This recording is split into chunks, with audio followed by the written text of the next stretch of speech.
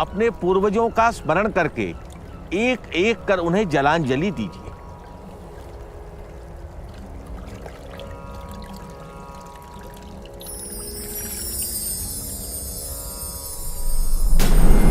सम्राट पुष्यमित्र की जय। सम्राट पुष्यमित्र की जय। सम्राट पुष्यमित्र की जय।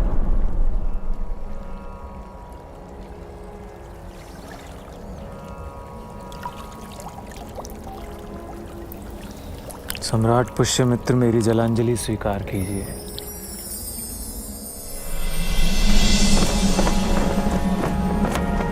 सम्राट अग्निमित्र की जय। सम्राट अग्निमित्र की जय। सम्राट अग्निमित्र की जय। सम्राट अग्निमित्र की जय।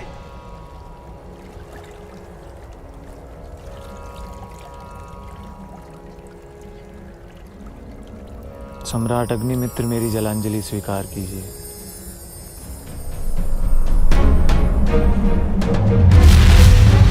कुमार वसुमित्र की जय। कुमार वसुमित्र की जय। कुमार वसुमित्र की जय।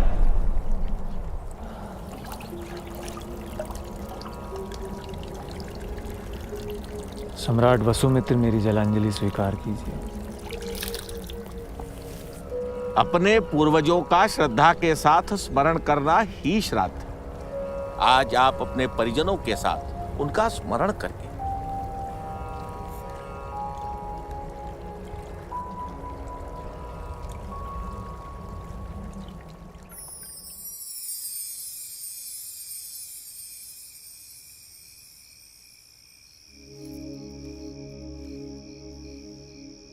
क्या पढ़ रहे हैं शुंग सम्राट? आओ पूर्णा।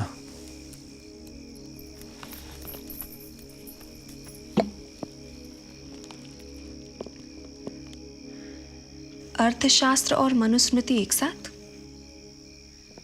मन में क्या चल रहा है? तथागत ठीक ही कहते हैं, जीवन क्षणभंगुर है। यह ज्ञान आज कैसे हुआ?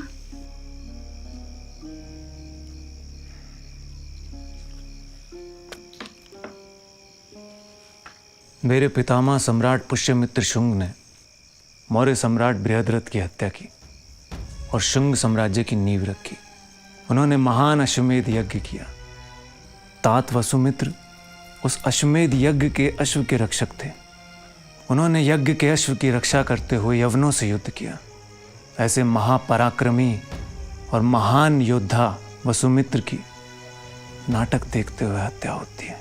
जो रणभूमि में वीरों से नहीं मारा जा सका, उसे रंगभूमि में विश्वस्तों ने आसानी से मार गिरा। यह है जीवन। एक राजा अपनी पत्नी से भी सावधान रहने को विवश है। देखो क्या कहते हैं भगवान कौटिल्य। मां की शैया के नीचे छिपकर कारुष के पुत्र ने अपने पिता की हत्या की थी। भद्रसेन की पत्नी से मिलकर वीरसेन ने अपने भाई की हत्या की थी। धान की खीलों में शहद की जगह विष मिलाकर काशीराज की पत्नी ने काशीराज की हत्या की थी।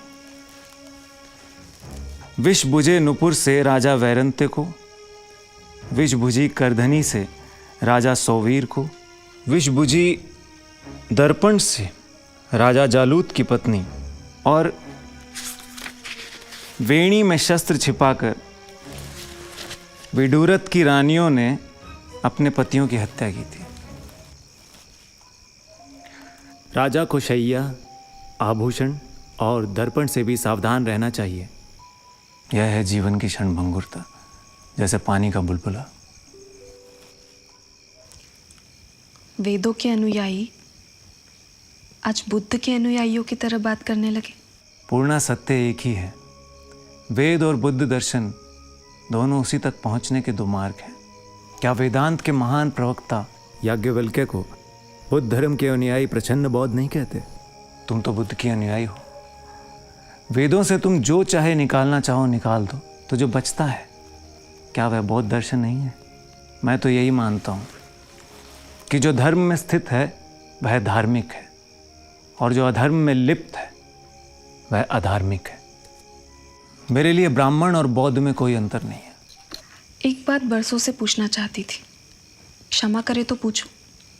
पूछो। यदि बौद्ध और ब्राह्मण में अंतर नहीं है तो प्रपितामह पुष्यमित्र ने बृहदत्त को क्यों मारा? क्या सेनापति पुष्यमित्र शुंग बौद्धों से द्वेष नहीं करते थे?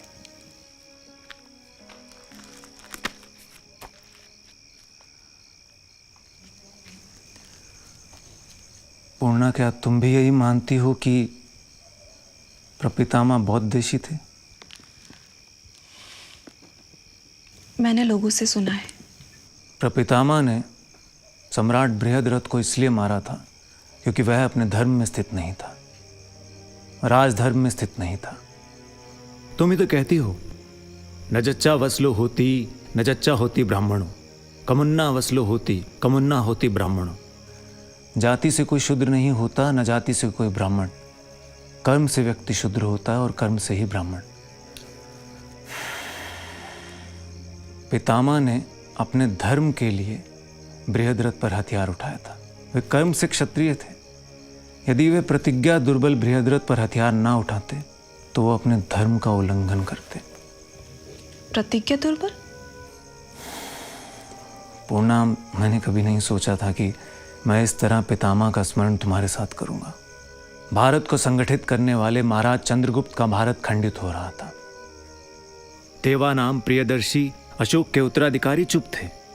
प्रजा की रक्षा करना, राष्ट्र की रक्षा करना, उसके सम्मान की रक्षा करना एक राजा की प्रतिज्ञा होती है।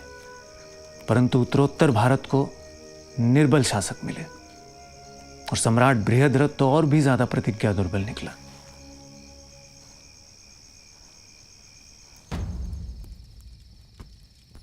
सेनापति, आदेश। बलाध्यक्ष, तुम घर जाओ, मैं कुछ देर बाद जाऊंगा। सेनापति।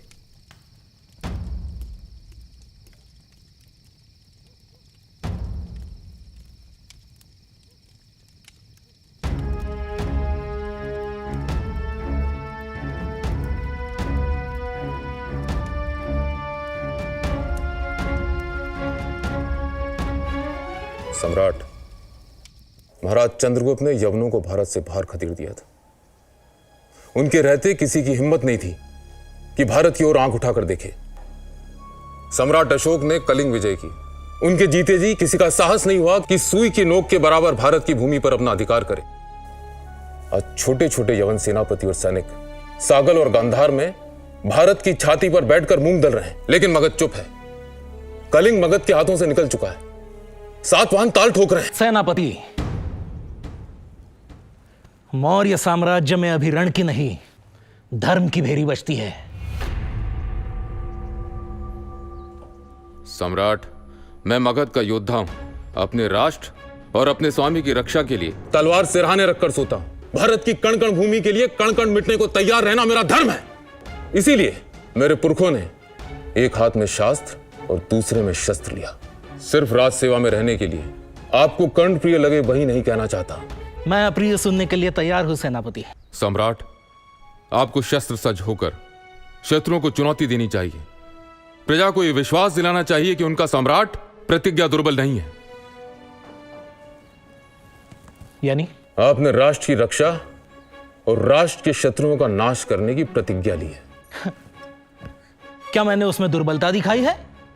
मगध यवनों से भारत की रक्षा नहीं कर रहा है सम्राट। यवन पीढ़ियों से पंचनद और गांधार में रहते आ रहे हैं। क्षमा सम्राट, प्रजा मानती है कि सम्राट को धर्म विजय में रुचि है, शत्रु विजय में नहीं। युद्ध मनुष्यता का भविष्य तय नहीं कर सकती सेनापति। धर्म विजय सबसे बड़ी विजय है। वीर और प्रजा इसे रणभीरुता कहते हैं। और क्या कहती है प्रजा? जो आपके गुप्तचर कहने का साहस नहीं रखते। क्या? कि मौर्य सम्राट पूरे साम्राज्य को स्तूपों और विहारों से पाट देंगे।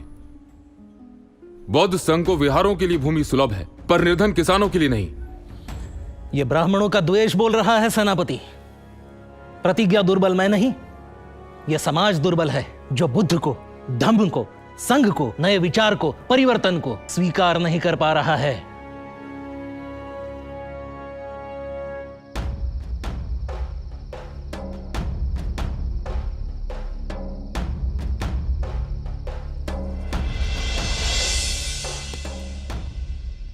दिमित्रियस गांधार में बैठा नहीं रहेगा। यवन आज नहीं तो कल गंगा पार करेंगे। षणताम पुरुषो जहाथ बिन नाम नावाम इवारणवे। टूटी हुई नाव को मनुष्य जैसे समुद्र में छोड़ देता है, वैसे ही अरक्षितारम राजा नाम, रक्षा करने में असमर्थ राजा को छोड़ देना चाहिए। यह महाभारत का कथन है। बहुवै राजन्यो निर्तम करोति। राजा बहुत अधिक असत्य का आचरण करते हैं, ये मैं नहीं, ब्राह्मण ग्रंथ कहते हैं। राष्ट्र टूटी हुई नाव नहीं है अमात्य।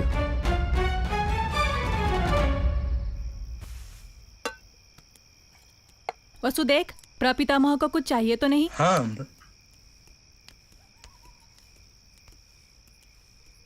सेनापति की तबीयत तो ठीक है? कुछ दिनों से पिता अनमने से दिखाई दे रहे हैं। आपने कारण नहीं पूछा? पिता ने उत्तर नहीं दिया। सेनापति से बलाध्यक्ष पूछ नहीं सकता। कभी कभी राज सेवा भी पिता पुत्र के बीच आ खड़ी होती है।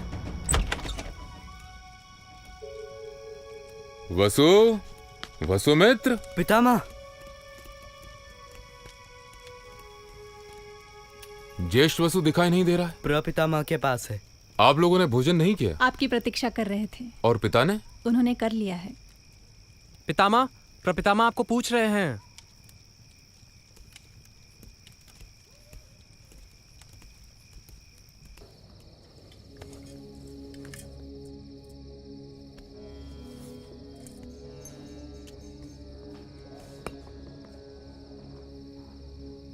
बलाध्यक्ष, मगध के भूतपूर्व और वर्तमान सेनापति को अकेले छोड़ दो।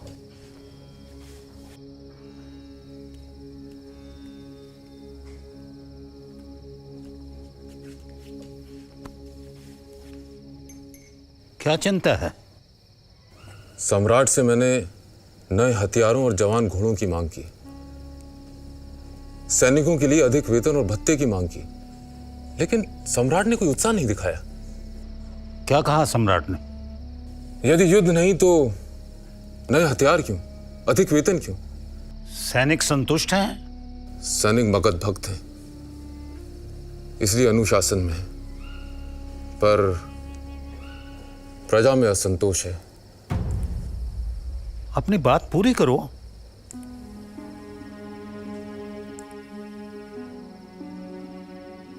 सेना से पहले बौद्ध संघ है, सैनिकों से पहले बौद्ध भिक्षु हैं। सम्राट पक्षपात कर रहे हैं।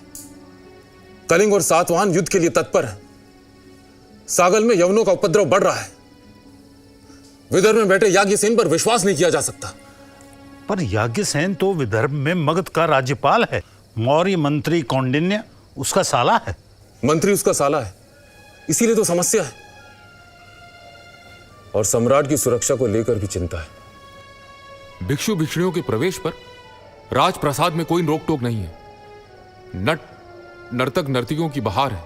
पुष्यमित्र, पीढ़ियों से हमारा कुल मौर्य साम्राज्य की रक्षा करता चला आ रहा है। हमारे लिए किसी भी धर्म से पहले राष्ट्र है। वो धर्म जाता है तो जाए, राष्ट्र नहीं जाना चाहिए। हमेशा यजुर्वेद का ये आदेश याद रखना, वयम राष्ट्रम जागृयाम। हम हमेशा राष्ट्र के लिए जागृत रहें। राष्ट्र यज्ञ इयम ते यज्ञात तनु। इसलिए राष्ट्र की रक्षा करने वाली सेना और सेनापतियों को नमस्कार किया जाता है। नमः सेनाभ्य सेनानीभ्यश्च वो नमः। उसी समय सम्राट बृहद्रथ ने राजप्रासाद के प्रधान रक्षक की हत्या की। अपने ही अंतर्वंशिक की? क्यों? क्योंकि अंतर्वंशिक ने गांधार से उपहार में आई एक यवन सुंदरी और उसकी दासियों को बिना जांच के सम्राट के पास जाने से रोका था। फिर? तब बृहद्रथ ने पितामह अग्निमित्र को अपना अंतर्वंशिक और प्रधान अंगरक्षक नियुक्त किया। सेनापति इससे प्रसन्न नहीं थे। यह ठीक नहीं हुआ तात। धर्म सम्राट की वाणी में है, आचरण में नहीं। जो अंतर्वंशिक के साथ हुआ वो अग्निमित्र के साथ भी हो सकता है। पुष्य, तुम दोनों अपना अपना कर्तव्य करो।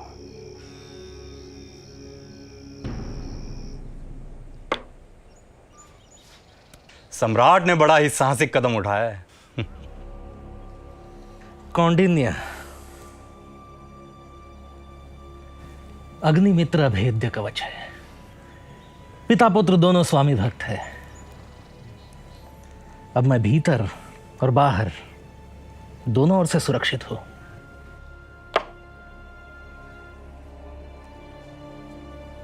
जैसा प्रपितामह का अनुमान था वैसा ही हुआ। विदर्भ में याज्ञसेन ने विद्रोह किया और स्वयं को विदर्भ का राजा घोषित कर दिया। सेनापति ने तुरंत विदर्भ में सेना भेजने की सलाह दी, पर सेना की बजाय बृहद्रथ ने मौर्य मंत्री कौंडिन्य को याज्ञसेन को समझाने के लिए विदर्भ भेजा। सम्राट को कैसे समझाऊं कि विदर्भ में कौंडिन्य ने ही याज्ञसेन को स्थापित किया है। साला जीजा दोनों मिले हुए हैं। फिर वह हुआ जिसकी पितामह ने भी कल्पना नहीं की थी। उस दिन पाटलिपुत्र में सेना का संचालन था। मगध के वीर सैनिक सम्राट बृहद्रथ का अभिवंदन करने वाले थे। सेना धूप में खड़ी थी। प्रपितामह बार बार संदेश भेज रहे थे, मगर सम्राट बृहद्रथ नहीं आ रहे थे। जिसकी सेना प्रतीक्षा कर रही थी, उसका सम्राट यवन नर्तकियों का नृत्य देख रहा था।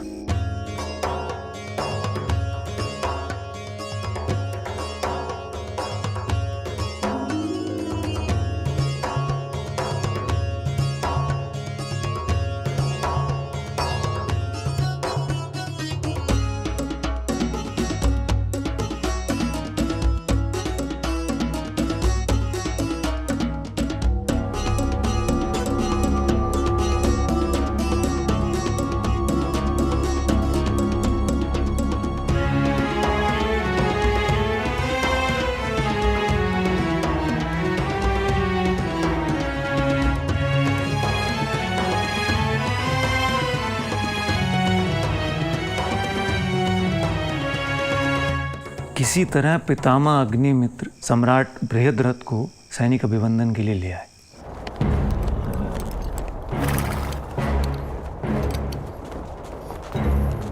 सेनापति, इन सैनिकों के लिए तुम मुझसे अधिक वेतन और हथियार मांग रहे थे? इनके लिए? इससे तो बेहतर होता ये धम्म के सैनिक होते और इनके हाथ में भिक्षा पात्र होता और युद्ध की पुकार की जगह ये धम्म का घोष कर रहे होते।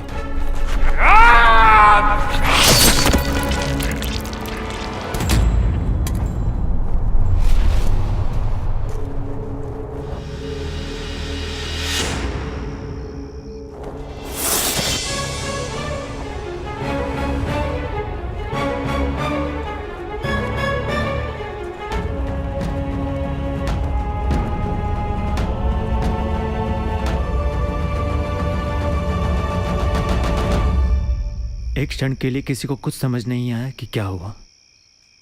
अब तात, पितामह ने सम्राट बृहद्रथ की हत्या कर दी। अब तात,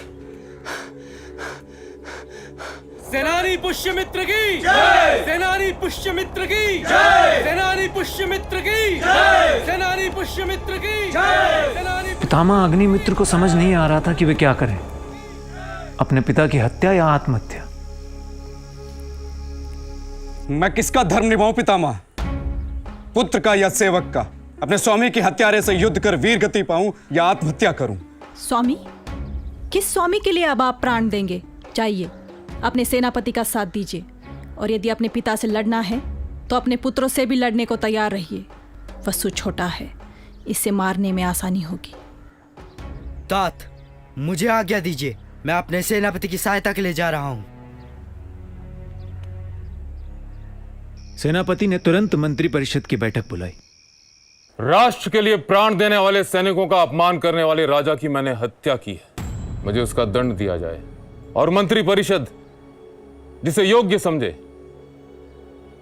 उसे मगध का सम्राट नियुक्त करे।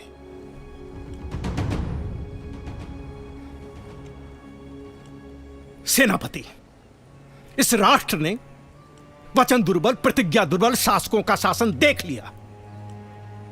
इस राष्ट्र को ऐसे शासक की जरूरत है जो राजधर्म का निर्वाह कर सके।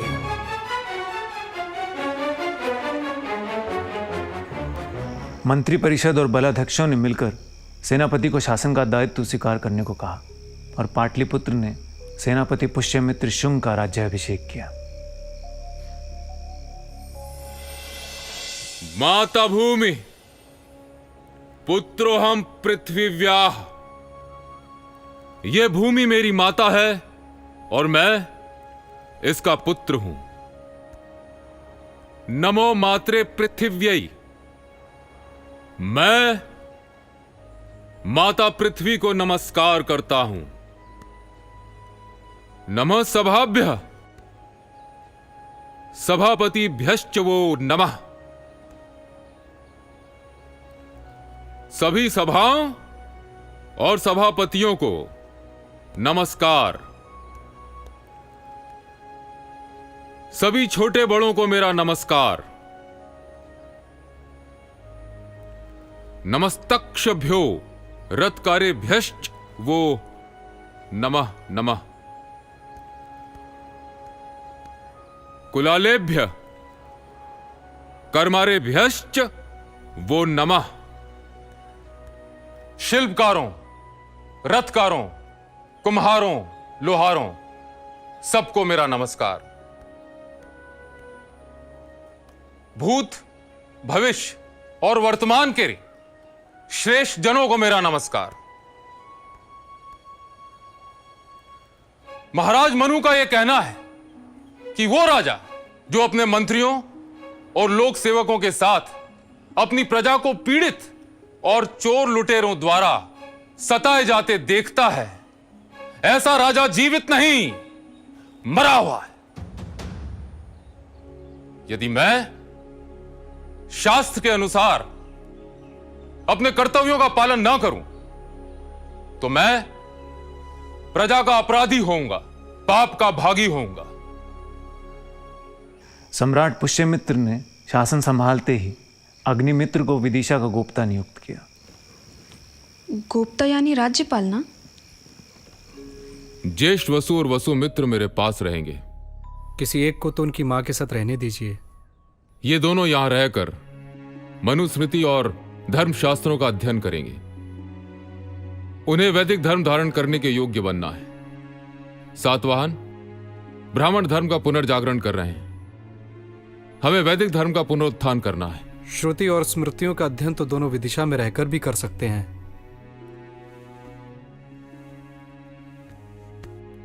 पुत्र मोह से बचो अग्निमित्र, यह भी दुर्बलता है। वैदिक धर्म के पुनरुत्थान के लिए मैं अश्वमेध यज्ञ को पुनर्जीवित करना चाहता हूं। इसीलिए मैंने गोनार से आचार्य पतंजलि को आमंत्रित किया है। हम शुंगों का यह भाग्य होगा जो आचार्य पतंजलि हम शुंगों और इस अश्वमेध यज्ञ का ऋत्विक बनना स्वीकार करें। मैं चाहता हूं कि तुम्हारे दोनों पुत्र आचार्य पतंजलि की सेवा में रहें। फिर भी ये तुम्हारे साथ विदिशा जाना चाहते हैं तो मैं इन्हें रोकूंगा नहीं। मैं पितामह के पास ही रहूंगा तात।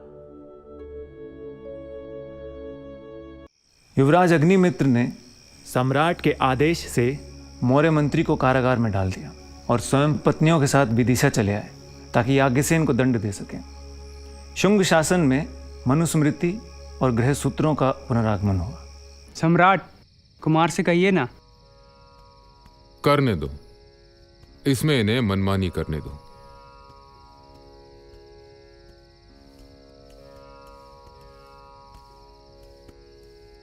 मनुस्मृति का कौन सा अध्याय समाप्त किया? 7वां अध्याय, राजधर्म पितामह। क्या पढ़ा, कुछ बताओ। ब्रह्मा ने अराजकता से भयभीत प्राणियों की रक्षा के लिए राजा का निर्माण किया। और ब्रह्मा ने राजा को इंद्र, वायु, यम, सूर्य, अग्नि, वरुण, चंद्रमा और वित्तेश के गुणों से युक्त किया। पर इसका अर्थ हम दोनों को समझ में नहीं आया। तो आपने अपने आचार्य से क्यों नहीं पूछा? क्योंकि हमें इसका उत्तर एक सम्राट पितामह से सुनना था। तो सुनो, बैठो।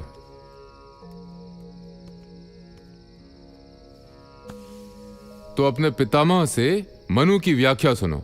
राजा में इंद्र का पराक्रम होना चाहिए और वायु की तरह व्याप्त, यानी उसके दंड की धाक सर्वत्र होनी चाहिए जैसे वायु सर्वत्र व्याप्त होती है।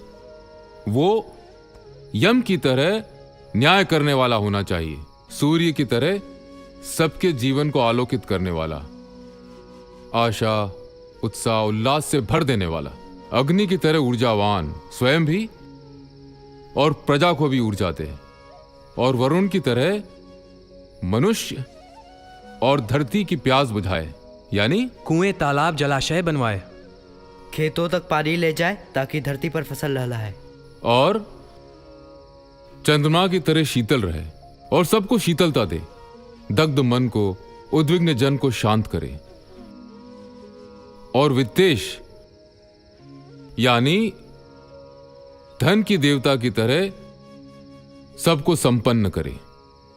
और क्या पढ़ा? सभी प्राणियों की रक्षा के लिए ब्रह्मा ने राजा के लिए दंड का निर्माण किया। उस दंड के भय से ही सभी अपने अपने धर्म का पालन करते हैं।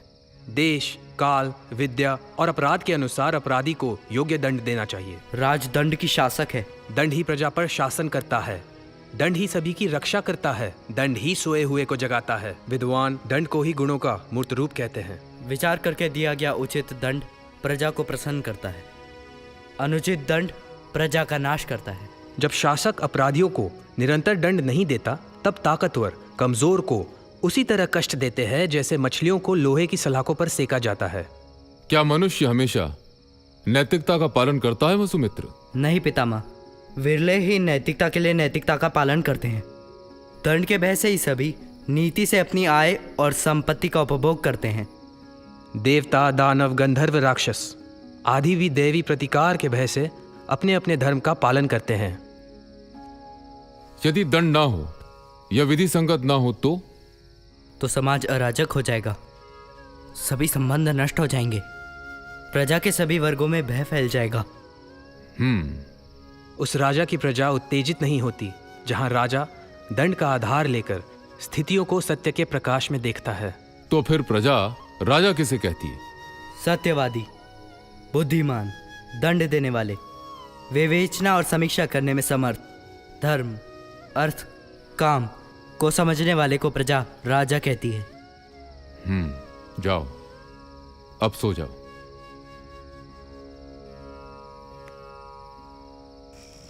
पितामह अग्निमित्र ने विदिशा पहुंचते ही धारिणी देवी के भाई वीरसेन को नर्मदा के तट पर सीमा रक्षक नियुक्त किया और याज्ञसेन को समर्पण के लिए संदेश भेजा।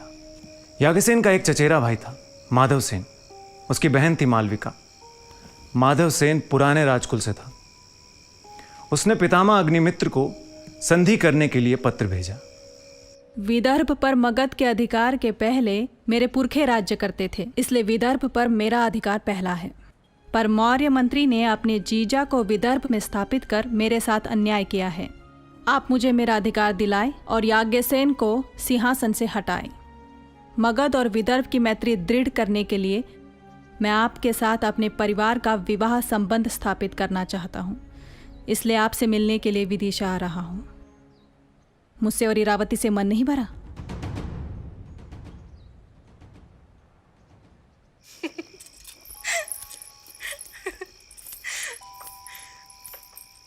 फिर तो विदिशा में गृह युद्ध छिड़ गया होगा।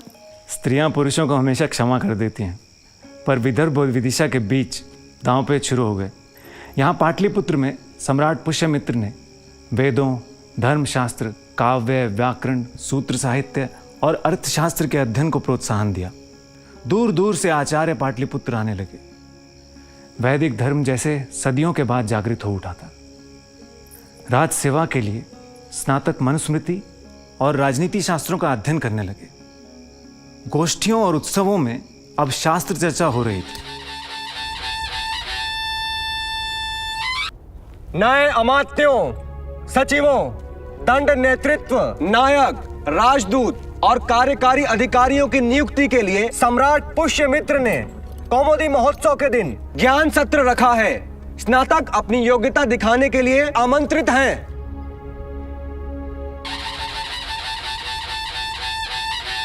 राष्ट्र संचालन के लिए राजा को क्या करना चाहिए? राष्ट्र संचालन के लिए राजा को 100 गांव, 200 गांव, 300 गांव और 500 गांव का गुल्म बनाना चाहिए और प्रत्येक गुल्म में एक अधिपति को नियुक्त करना चाहिए।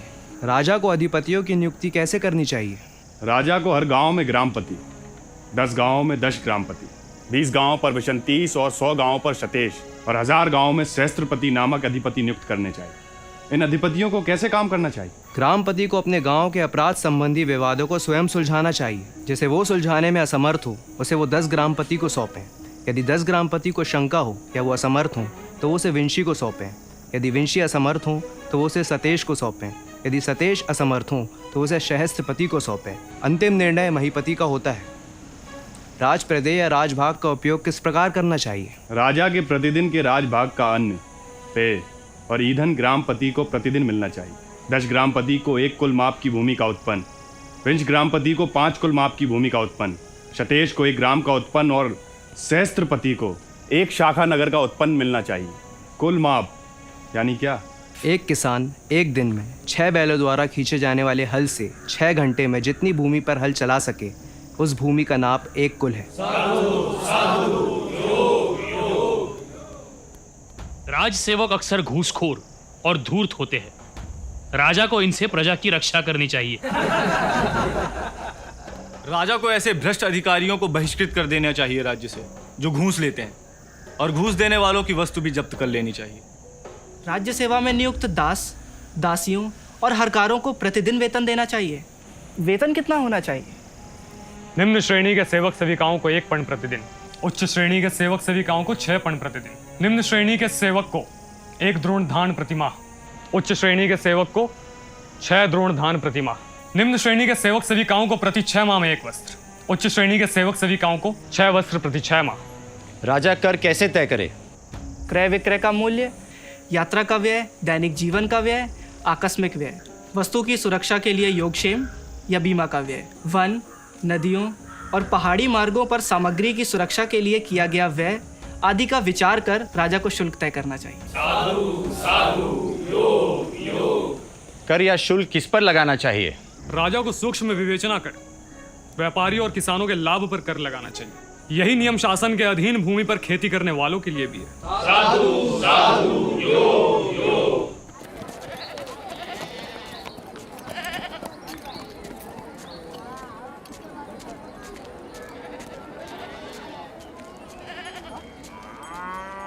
यहाँ शुल्काध्यक्ष कौन है?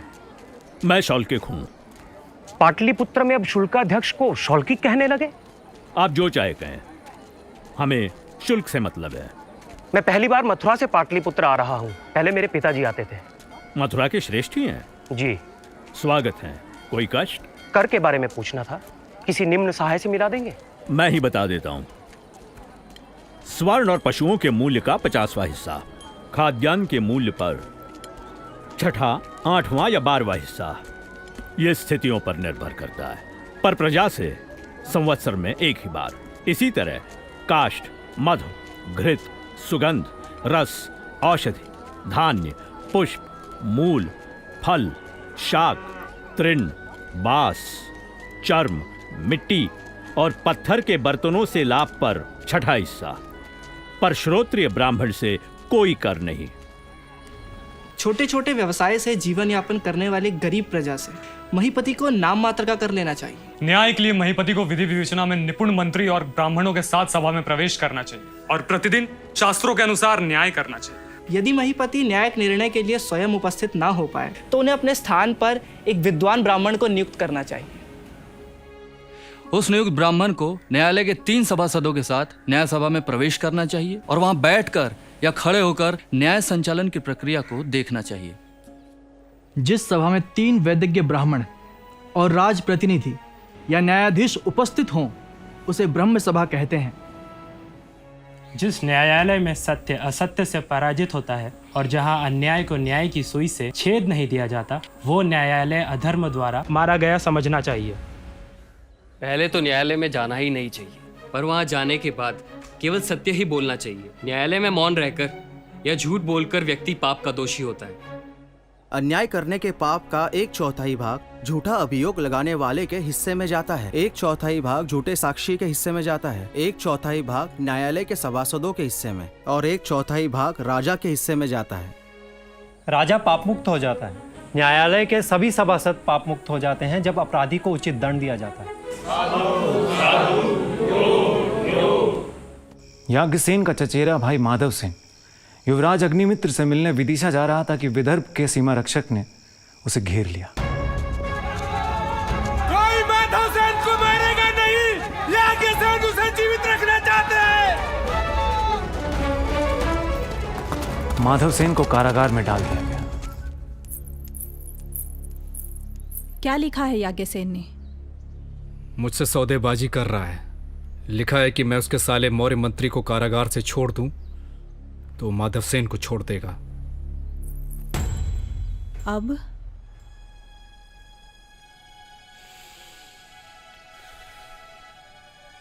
युद्ध।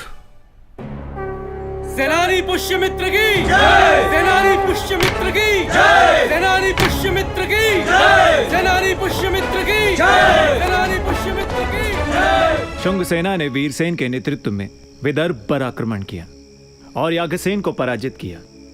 याज्ञसेन ने शुंगों की अधीनता स्वीकार कर ली। अग्निमित्र ने विदर्भ के शासन को 2 हिस्सों में विभाजित किया। एक हिस्सा याज्ञसेन और दूसरा हिस्सा माधव सेन को मिला। अग्निमित्र ने माधव सेन की बहन मालविका से विवाह किया। तीसरा विवाह? फिर महर्षि पतंजलि पाटलिपुत्र आए। उन्होंने शुंगों के अश्वमेध यज्ञ में पुरोहित बनना स्वीकार किया। शुंगों ने अश्वमेध यज्ञ की महान परंपरा को पुनर्जीवित किया। सम्राट पुष्यमित्र ने कुमार वसुमित्र को अश्व का रक्षक बनाया और 100 वीर राजपुत्रों के साथ शुंग सेना लेकर कुमार वसुमित्र दिग्विजय के लिए निकल पड़े। प्रजा हर्ष से झूम उठी। भारत को फिर से एक करने का अवसर आया था। पर इसी उत्साह और उन्माद में वह भी हुआ जो नहीं होना चाहिए था। कुछ बौद्ध द्वेषी प्रजा ने बौद्ध विहारों को तोड़ा, आग लगाई, बौद्ध भिक्षुओं को अपमानित किया। कुछ अपराधियों ने सांची के स्तूप को तोड़ने का प्रयास किया। अग्निमित्र विचलित हो उठे।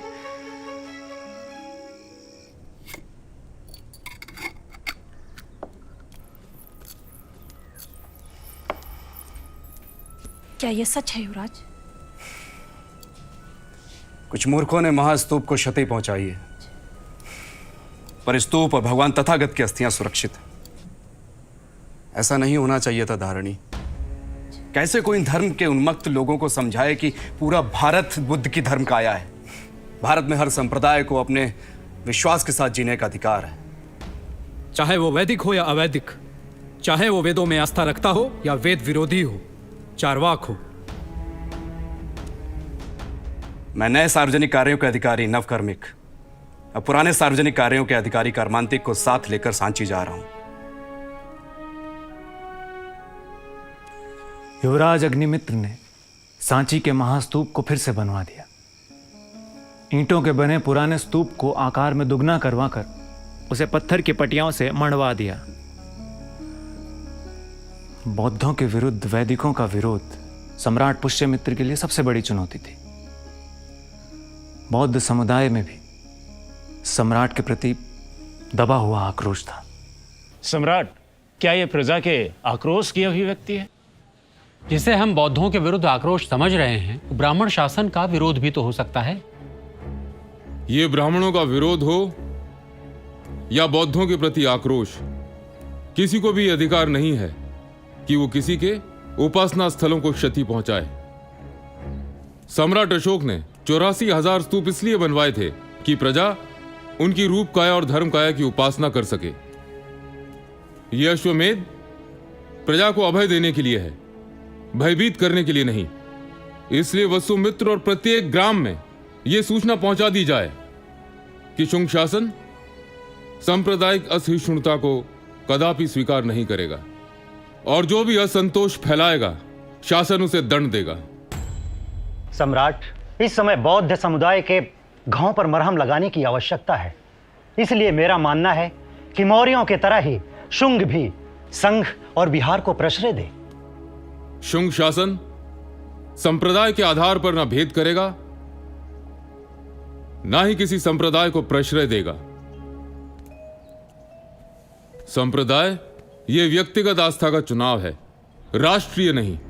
यदि इसके लिए मुझे राज्य खोना भी पड़ा तो मैं तैयार हूं, क्योंकि मेरे लिए संप्रदाय से पहले राष्ट्र है। यदि राष्ट्र सुरक्षित रहा तो आस्थाएं सुरक्षित रहेंगी, वरना आक्रांता ब्राह्मणों और बौद्धों में भेद नहीं करेंगे। यह अश्वमेध वैदिक धर्म की विजय का घोष नहीं, बल्कि प्रजा को उसके सेनापति पुष्यमित्र का वचन है कि उसका सेनापति राष्ट्र के लिए जागृत है और अपनी प्रजा की रक्षा करने में समर्थ है। प्रश्न यह है कि क्या उसकी प्रजा एकात्म भाव से राष्ट्र के लिए समर्पित है? क्या खंड खंड में बटा हुआ भारत एक है? यदि हम एक न हो पाए तो क्या हमारे वेद सफल हैं?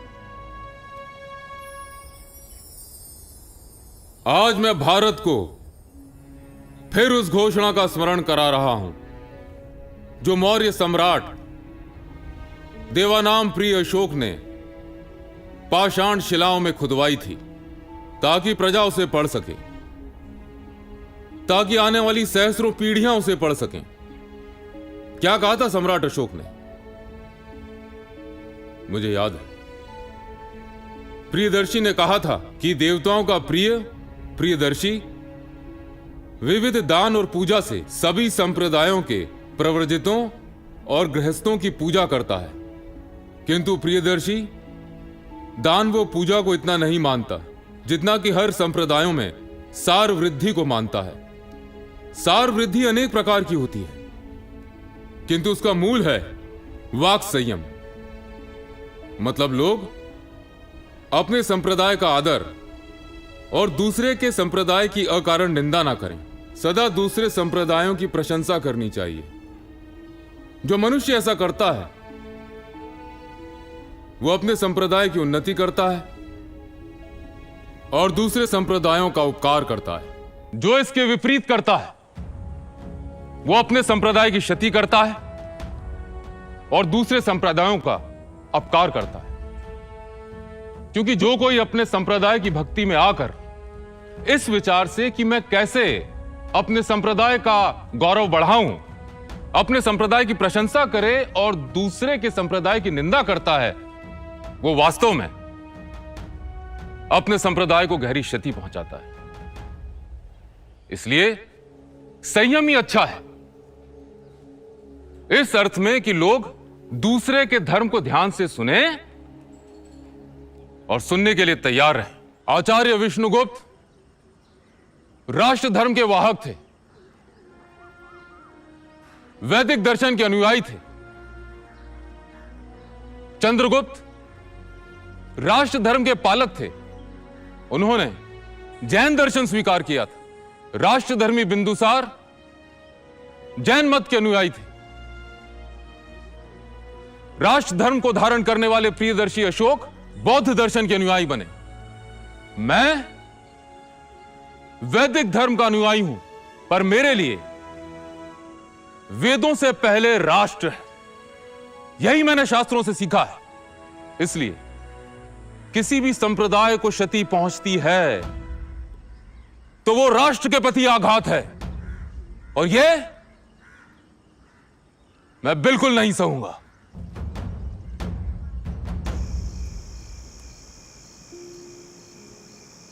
आंसुओं से प्रपितामह को श्रद्धांजलि दे रही है।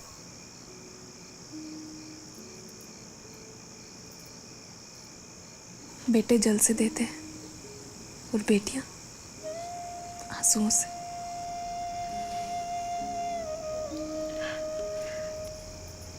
फिर क्या हुआ? देवी, क्या हुआ? पिता का पत्र आया है। तुम्हारा बेटा वसुमित्र दिग्विजय कर पाटलिपुत्र लौट आया है। पिता ने हमें यज्ञ के लिए पाटलिपुत्र बुलाया है। ओम अग्नये स्वाहा, ओम वरुणाय स्वाहा, ओम यमाय स्वाहा, ओम आदित्याय स्वाहा, ओम वायवे। शुंगों ने 2 बार अश्वमेध यज्ञ किया। शुंग काल में ही पतंजलि ने महाभाष्य लिखा और भरुत स्तूप में तोरण द्वार और वेदिका को समर्पित किया।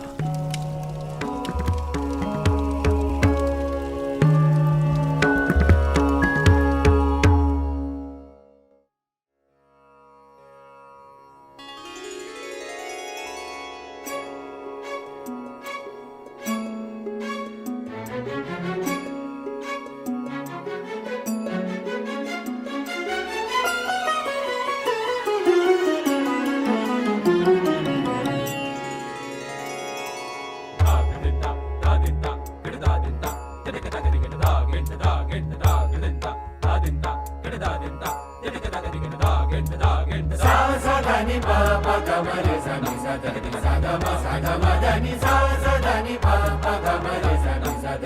गा मा सा धा मा धा नि